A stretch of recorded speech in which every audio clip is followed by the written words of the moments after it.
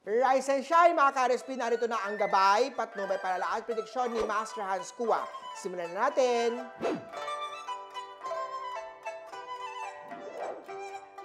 Sa mga pinanganak ng Year of the Rat ha, i-learn to let go especially if it gives pain.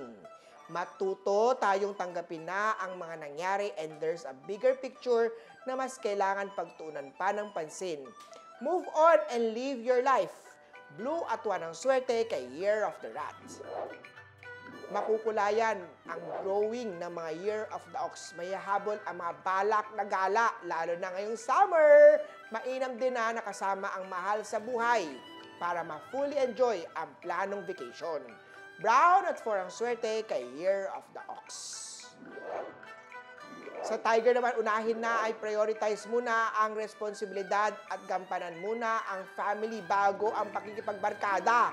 Gamitin ang araw to upang maglinis ng kalat at i-organize ang iyong workplace office. Pangtanggal ang negative energy sa trabaho man or sa negosyo. Green at 3 ang swerte kay Year of the Tiger. Ito naman sa mga Year of the Rabbit, unhealthy star activated kaya naman matutong mag-exercise o gumawa ng mga outdoor activities. Huwag magpuyat at gumising ng maaga. Kumain ng maraming gulay at prutas. Sikapin din na magkaroon ng bonding time kasama ang pamilya at kaibigan. Orange at 9 ang swerte kay Year of the Rabbit. Matuto mag-ipon ang payo ko sa mga dragon. Iwasan ang pag-check out sa mga add to cart na yan. Unahin ang mga needs bago ang wants. Much better pa rin na ilaan ang business ang iyong pera. Gold at 4 ang swerte kay Year of Dragon. It's good day para mag-give back sa mga Year of the Snake. Try to do some voluntary work or mag-donate sa paboritong charity. Sa love life naman mamimit mo na ang iyong true love. Maaaring bagong kaibigan o bagong ka-workmate mo ito. Green at 6 ang swerte kay Year of the Snake. Magandang araw na naman to para sumubok ng bago para sa mga pinanganak ng Year of the Horse. Mga bagong pagkain at lugar na pasyalan. Huwag hayaan na maging monotonous ang iyong buhay. Try something new at huwag ikulong ang sarili sa mga bagong karanasan. Paminsan-minsan na kailangan ng mga new experiences. Enjoy life. Purple at 2 ang swerte kay Year of the Horse. Sa Year of the Goat naman tayo minsan need mo na mag-unwind, mag-recharge.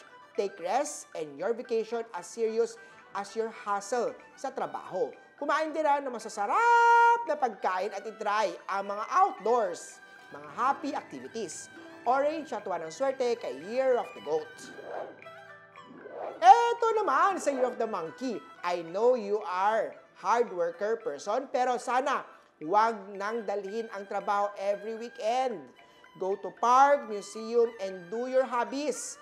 Kung nasa bahay naman, maglinis ng kwarto, manood ng K-drama, para naman di puro work ang isipin mo.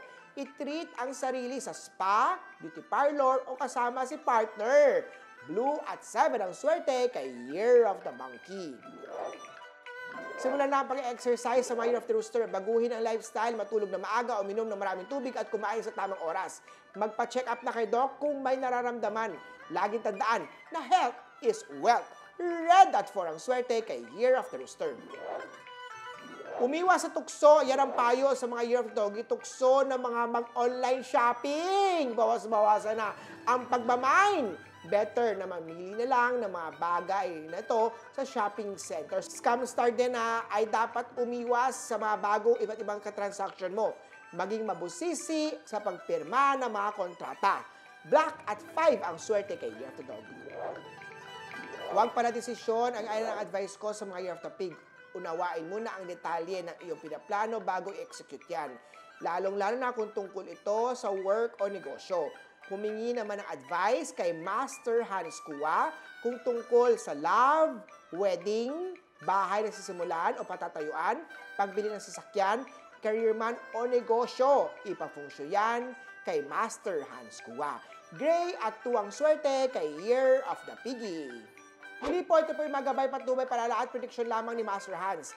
Nasa inyong mga kamay nakasalalay ang inyong tagumpay. Kaya naman always be positive at i-claim ang mga swerte, mga ka-RSP.